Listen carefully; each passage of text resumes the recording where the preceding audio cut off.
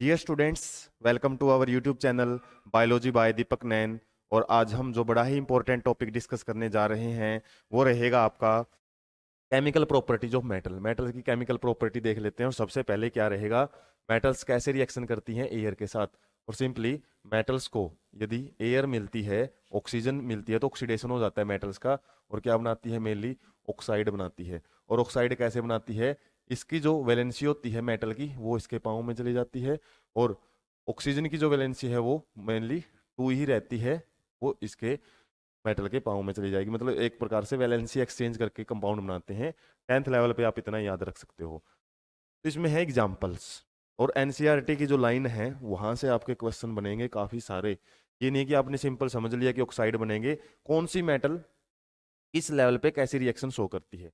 जैसे इसमें दिया हुआ है, ज्यादातर मेटल्स हैं वो कंबाइन करके मेटल ऑक्साइड बनाते हैं। और मेटल ऑक्साइड क्या होते हैं, मेनली बेसिक इन नेचर होते हैं, बेसिक प्रॉपर्टी शो करते हैं ये।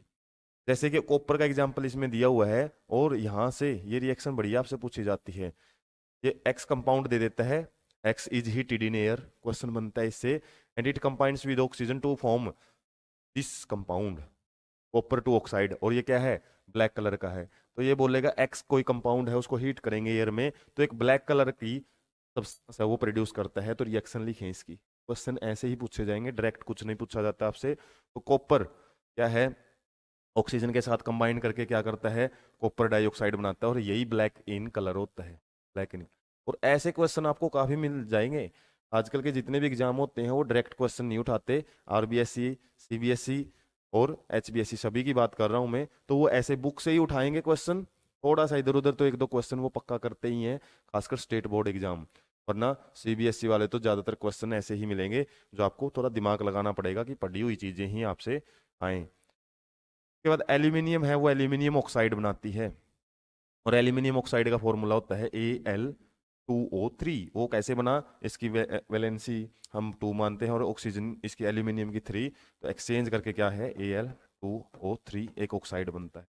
तो सिंपल, यदि आपको फॉर्मूले बनाने आते हैं और रिएक्शन आपको यदि आदि दे दी जाती है, यदि आपको ये वाली चीज नहीं मिलती, तो आप खुद भी क्या कर सकते हो, रिएक्शन है वो बना सकते हो इस तरीके से। तो वैलेंसी आपको पता होनी चाहिए किस तरीके से काम करती है फॉर्मूले बनाते टाइम।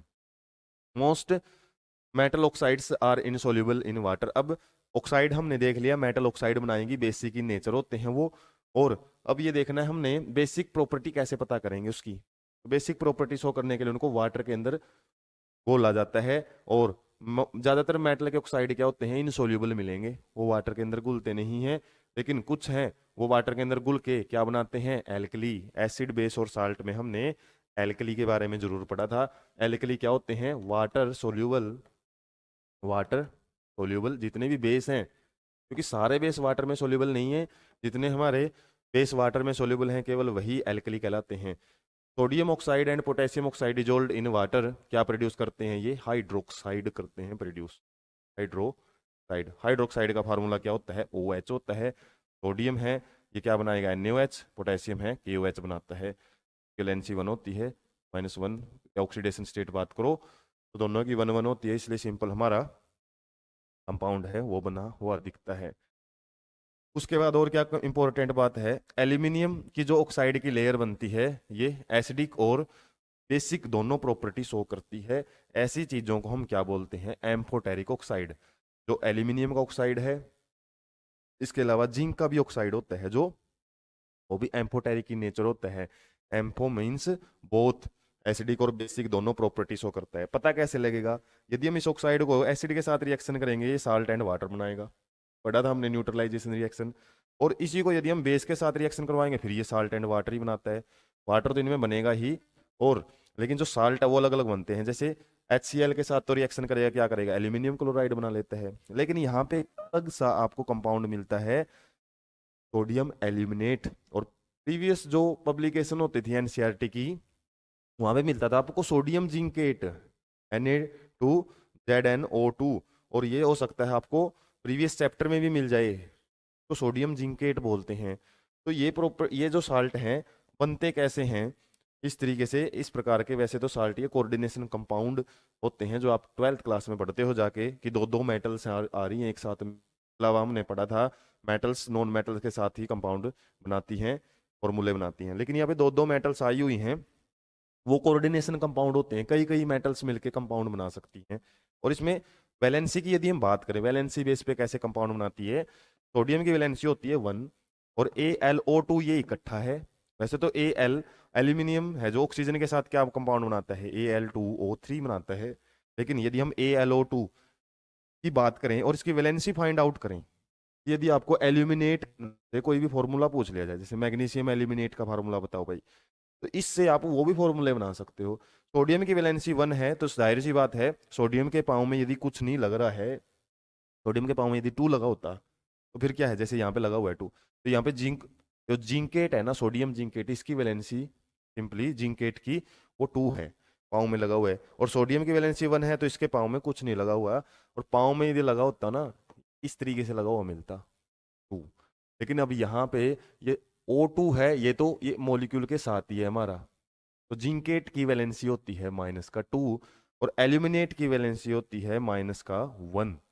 इस तरीके से यदि आपको कोई क्वेश्चन मिल जाए ना, जैसे पूछ लिया जाए मैग्नीशियम मैग्नीशियम एल्यूमिनेट का फॉर्मूला बताओ भाई क्या होता है एल्यूमिनेट, तो ये बुक की बात को आप नजरअंदाज नहीं कर सकते। एल्यूमिनेट मीन्स AlO2 होता है। और ऐसे ही यदि आपसे पूछ लिया जाए किसका, पोटेशियम,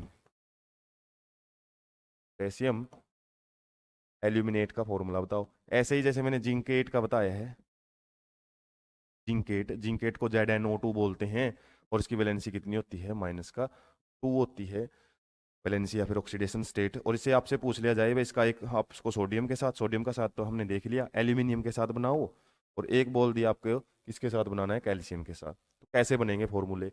वैलेंसी आपको पता है, सिंपली आप फॉर्मूले बना सकते हो। मैग्नीशियम की वैलेंसी कितनी होती है, 2, इसकी वैलेंसी होती है 1, अभी देखा था हमने Al2 की वैलेंसी -1 या ऑक्सीडेशन स्टेट इसका +2।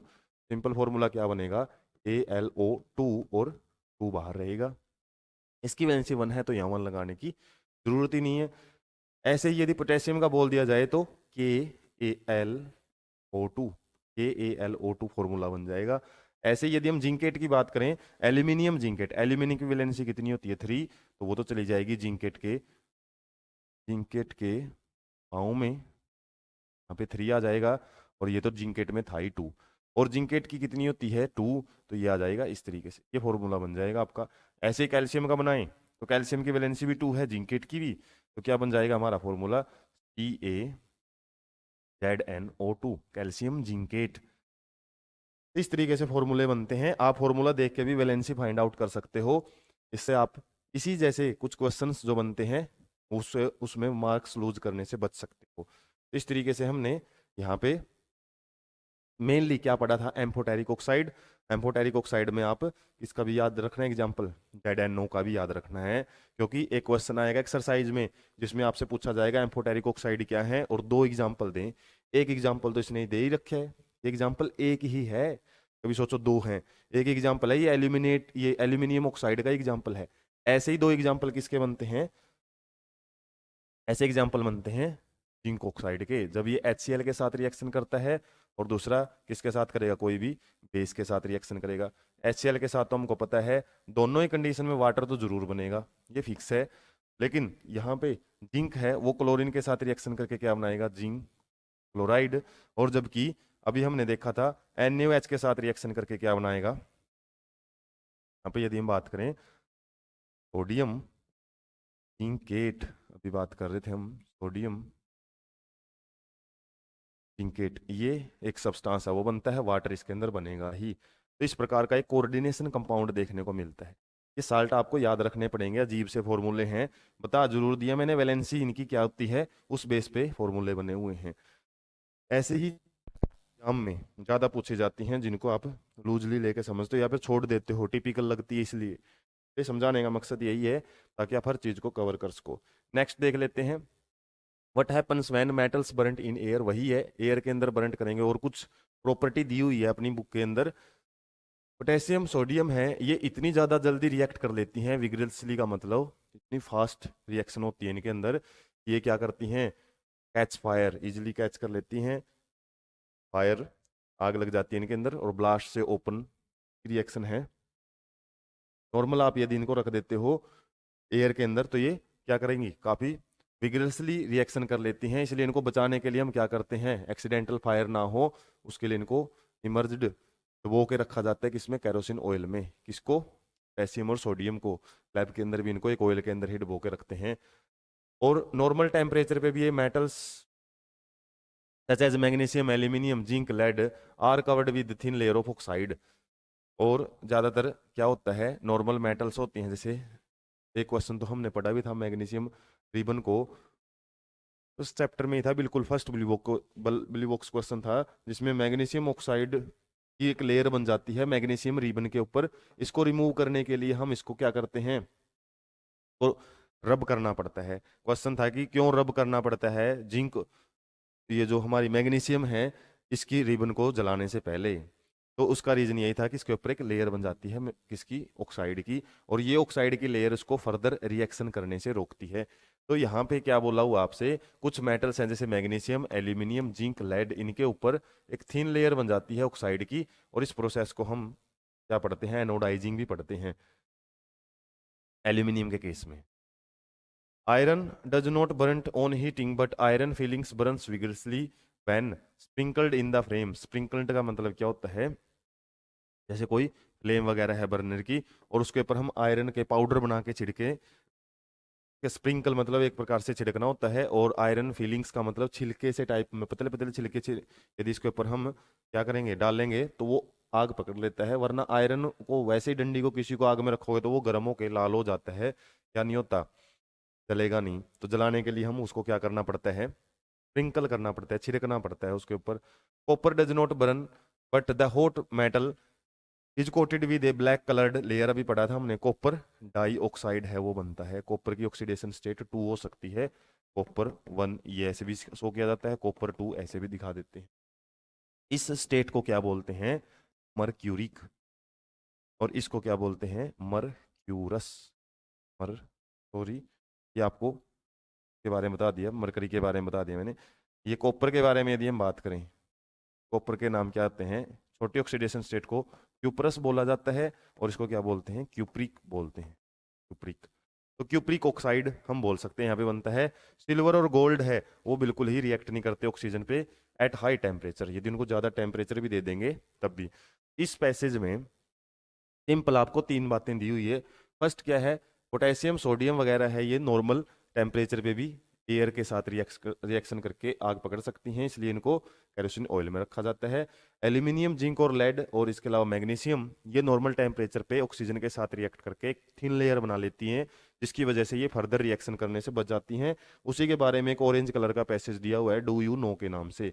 एनोडाइजिंग प्रोसेस होती है ये, जिसमें एक लेयर बन जाती है, थिक ऑक्साइड लेयर, खासकर एल्यूमिनियम के केस में, जो उसको फर्दर डिग्रेड होने से बचाती है, आगे उसको खराब नहीं होने देती है ये लेयर। तो एक प्रकार का प्रिवेंशन ही है, अपने आप ही प्रिवेंट करती है मेटल्स अपने आप को बचाने के लिए, किसके, ऑक्सीजन की रिएक्शन से, ताकि ज्यादा डैमेज ना हो उसके वो मेटल हमारी। उसके बाद तीसरी बात क्या थी इसमें, आयरन की। आयरन क्या है, वैसे तो जलता नहीं है, लेकिन आयरन की फीलिंग्स के जो बिल्कुल छिलके हैं उसको हम क्या करेंगे, आग के ऊपर डालेंगे, स्प्रिंकल करेंगे तो वो तब आग पकड़ लेता है। कॉपर है, कॉपर जलता नहीं है, लेकिन कॉपर के ऊपर यदि हम, कॉपर की खास बात है हॉट कंडीशन में गर्म करके कॉपर को ऐसे रख देते हैं तो वो किस कलर का पड़ जाता है, ब्लैक कलर का, कॉपर डाई कॉपर। या फिर हम बोल सकते हैं क्यूप्रिक ऑक्साइड हम बोल सकते हैं। सेकंड का मतलब है 2 ऑक्सीडेशन स्टेट या फिर 2 वैलेंसी शो की हुई है इसने। सिल्वर और गोल्ड क्या है, वो रिएक्ट ही नहीं करते हैं।